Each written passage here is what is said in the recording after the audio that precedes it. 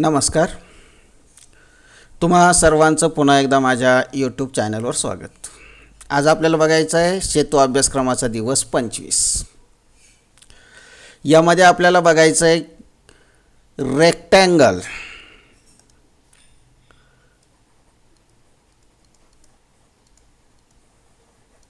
Rectangle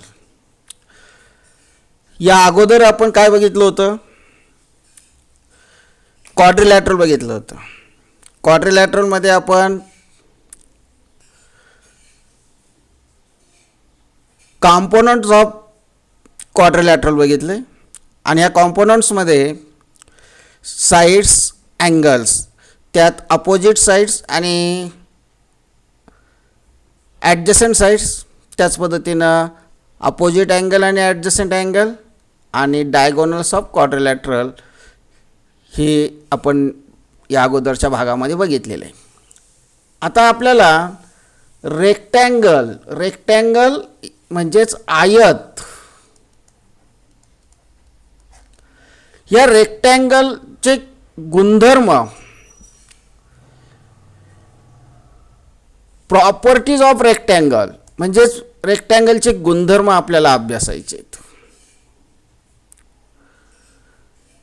मग आता समजा आपण एखादा रेक्टँगल काढला,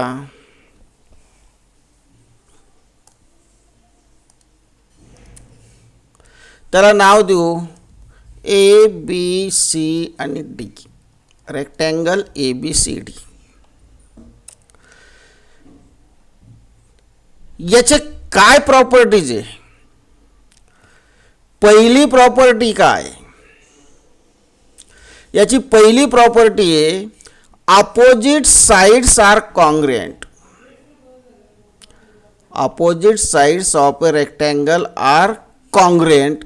म्हणजे अपोजिट साइड्स कोणत्या? ए बी आणि डी सी कॉन्ग्रुएंट असणारे, ए डी आणि बी सी कॉन्ग्रुएंट असणारे. म्हणजे पहिला गुणधर्म आहे opposite sides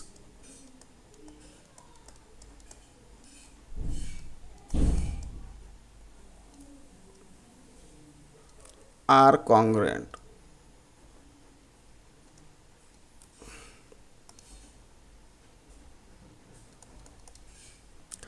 opposite sides are congruent. आणि दुसरा गुणधर्म जो आहे तो मात्र कर्णांच्या बाबतीत आहे. अर्थात हा जो रेक्टँगल आहे याला रेक्टँगल असं का म्हणतात? त्याचं कारण आहे की याचे सगळेच अँगल हे राईट अँगल आहे. If all angles of quadrilateral are right angle it is called a rectangle.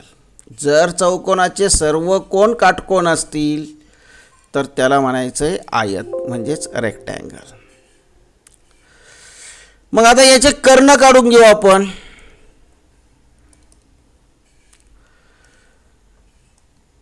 पहिला कर्ण काढू.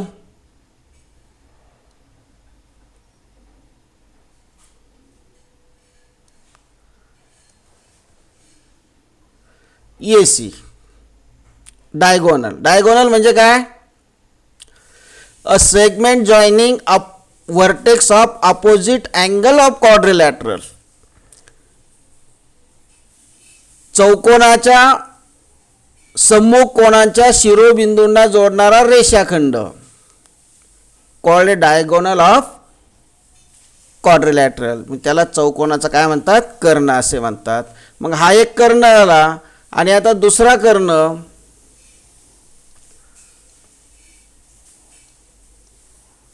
या ठिकाणी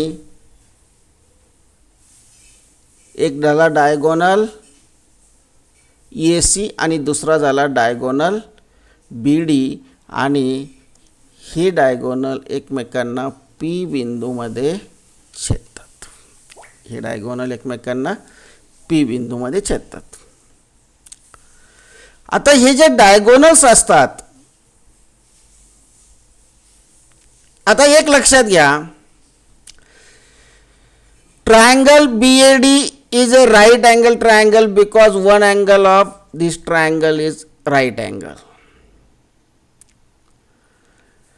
आणि त्याचबरोबर triangle A B C is a right angle triangle because angle B is right angle. मग या ठिकाणी जर तुम्ही बघितलं तर एडी बी एडी या त्रिकोणाची बाजू एडी म्हणजे साईड एडी आणि साईड बी सी ह्या कॉन्ग्रुएंट आहे because opposite sides of rectangle. त्याचप्रमाणे ए बी कॉन्ग्रुएंट बी ए होईल, अँगल ए कॉन्ग्रुएंट अँगल बी होईल. म्हणजे त्रिकोण ए डी ए बी आणि त्रिकोण सी बी ए हे कॉन्ग्रुएंट होतील साईड अँगल साईड टेस्ट बाकोबा कसोटी. आणि मग त्यांच्या संगत बाजू एकरूप असतात.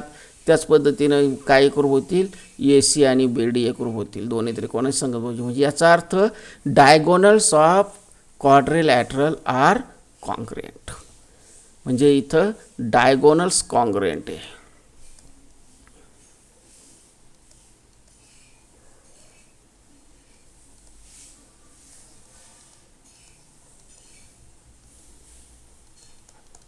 Diagonals are congruent. आयताचे कर्ण एकरूप असतात. पहिले opposite sides are congruent, opposite sides of quadrilateral are congruent, diagonals of quadrilateral are congruent. आणि तिसरा गुणधर्म आहे diagonals of a rectangle are bisect each other. Diagonals of a rectangle bisect each other. Bisect each other ते परस्परांना दुभागतात. म्हणजे diagonal A C bisect diagonal B C B D आणि diagonal B D bisect diagonal A C. म्हणजे या ठिकाणी P is mid point of both diagonal. म्हणजे P हा दोन्ही कर्णांचा मध्यबिंदू होतो. दोन्ही कर्ण तर सारख्याच लांबीचे आणि दोन्ही कर्णांचा तो मध्यबिंदू आहे. याचाच अर्थ segment A P, segment A P, segment B P, segment C P आणि segment D P all segments are congruent. म्हणजे इथं आपल्याला तिसरा गुणधर्म असा लिहिता येतो diagonals bisect each other.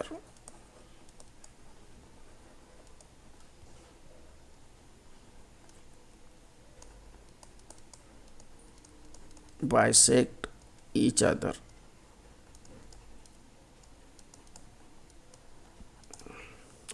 Diagonals bisect each other. म्हणजे पहिला गुणधर्म आहे opposite sides are congruent, opposite sides of triangle are congruent. दुसरा गुणधर्म आहे diagonals of triangle opposite sides of rectangle are congruent.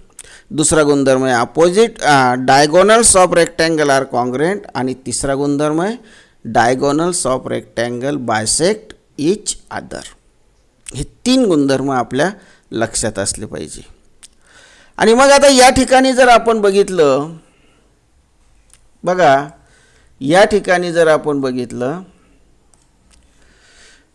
एक सॅम्पल एक्झाम्पल दिलेलं आहे. P is point of intersection of diagonal of rectangle A B C D. इथं rectangle A B C D काढलेलं आहे. नाव फक्त आपण अँटी क्लॉकवाईज दिलेलं आहे, यांनी क्लॉकवाईज दिलेलं आहे. आणि intersection point of intersection is P A दोन्ही ठिकाणी. Length A B is equal to 8. Length A बी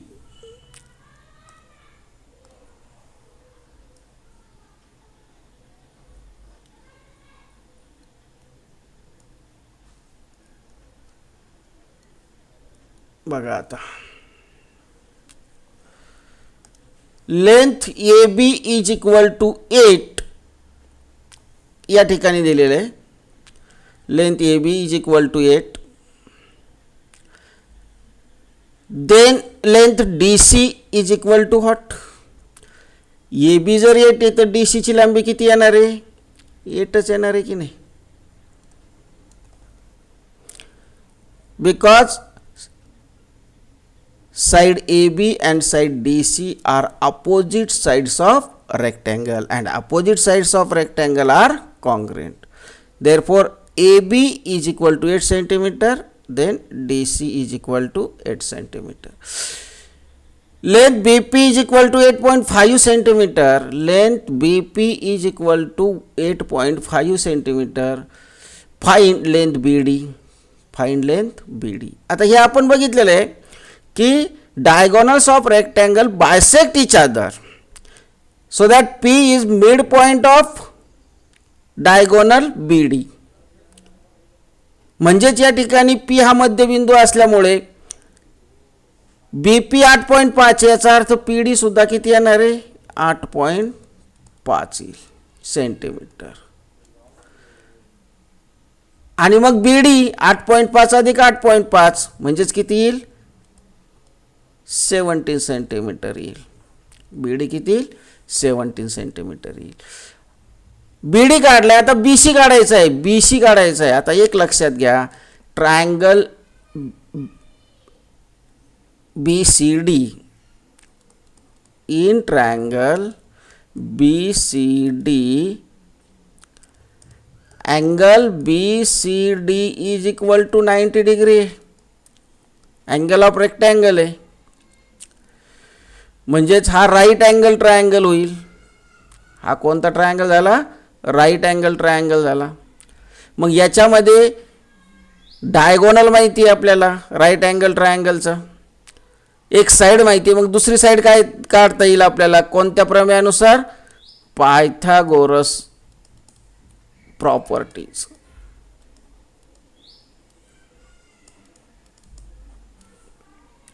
किंवा थेरम. Pythagoras theorem. काय Pythagoras theorem? Diagonal square is equal to side square plus side square. Diagonal कोणता आहे? त्रिकोणाचा BD आहे. So that BD square is equal to BC square plus DC square. Side square plus side square म्हणजे DC square, BC square plus DC square. BD square, BD is equal to 17. 17 square is equal to BC square plus DC. DC is the 8, so that 8 square. So that 17 square is 289 is equal to BC आपल्याला find करायचं, काढायचं आहे. So that BC square plus 8 square is equal to 64. So that BC square is equal to, transform the 64 right to left, म्हणजे काय होईल या ठिकाणी? 64चं पक्षांतर केल्यानंतर 289 मधून ते वजा होतील. 289 मायनस 64.